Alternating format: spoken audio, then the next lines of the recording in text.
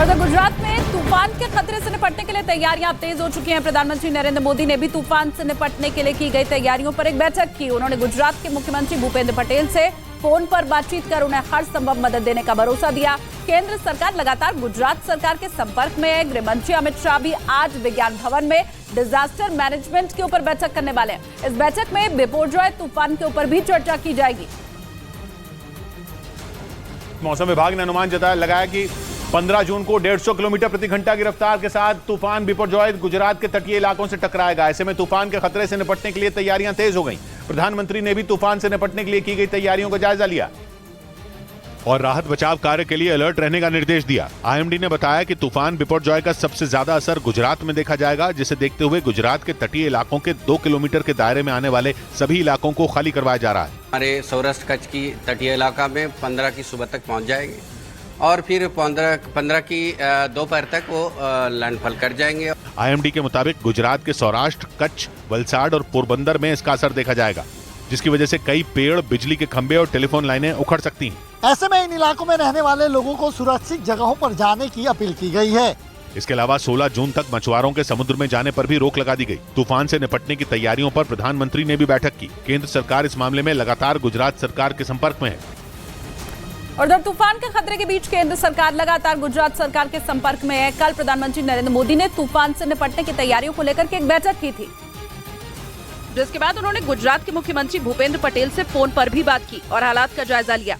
PMO ने बताया कि बातचीत के दौरान प्रधानमंत्री ने मुसीबत की इस घड़ी में गुजरात को हर संभव मदद का भरोसा दिया। वहीं मुख्यमंत्री भूपेंद्र पटेल भी तूफान को लेकर कोई भी डील बरतने के मूड में नहीं है।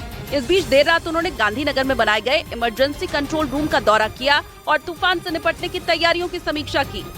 चक्रवाती तूफान बिपोरजॉय के आने से पहले मौसम विभाग ने महाराष्ट्र में भी अलर्ट जारी किया और लोगों को समुद्र से दूर रहने की सलाह दी, क्योंकि तेजी से आगे बढ़ रहे तूफान की आहट अभी से दिखने लगी है और समुद्र में ऊंची लहरें उठने के साथ ही तेज हवाएं भी चल रही हैं, जिसकी वजह से समुद्र के किनारे जाने वालों को खतरा हो सकता है। इस बीच महाराष्ट्र के रत्नागिरी का एक वीडियो सामने आया, जिसमें समुद्र में उठी तूफानी लहरों ने किनारे पर मौजूद लोगों को अपनी चपेट में ले लिया। लहरें इतनी विशाल थीं कि एक ही बार में उन्होंने किनारे पर बने कई कैंप को उखाड़ डाला।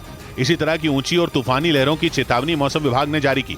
मुंबई में भारी बारिश और तूफान की आशंका जताई गई और 15 जून को तूफान के पश्चिमी तटरेखा तक पहुंचने की चेतावनी दी गई। मौसम विभाग की चेतावनी के बाद प्रशासन ने महाराष्ट्र के सभी मछुआरों को समुद्र में जाने से मना करने के आदेश दिए हैं और लोगों से भी समंदर से दूर रहने को कहा गया है।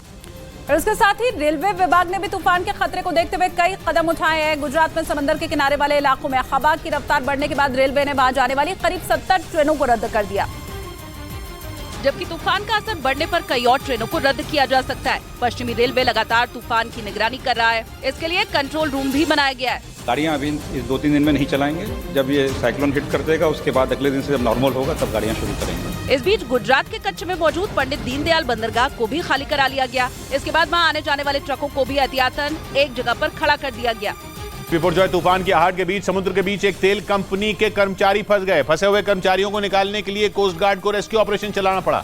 समुद्र में नावों और जहाजों की आवाजाही बंद होने की वजह से कर्मचारियों के निकलने के सारे रास्ते बंद हो गए और तेल कंपनी के कर्मचारियों के पास निकलने का कोई रास्ता नहीं बचा था। ये कर्मचारी गुजरात के ओखा के समुद्र तट से करीब 50 किलोमीटर दूर समुद्र के बीचों बीच काम कर रहे थे। जैसे ही तूफान की आहट के कारण समुद्र में लहरें उठने लगी, जहाजों की आवाजाही बंद हो गई। तभी कोस्ट गार्ड ने इन फंसे हुए कर्मचारियों को निकालने के लिए रेस्क्यू ऑपरेशन शुरू किया। हेलीकॉप्टर के जरिए तेल कंपनी के 11 कर्मचारियों को सुरक्षित निकाल लिया गया। तूफान के कारण समुद्र में तेज लहरें उठनी शुरू हो गई, इसलिए हर तरह के जहाजों की आवाजाही पूरी तरह से बंद कर दी गई।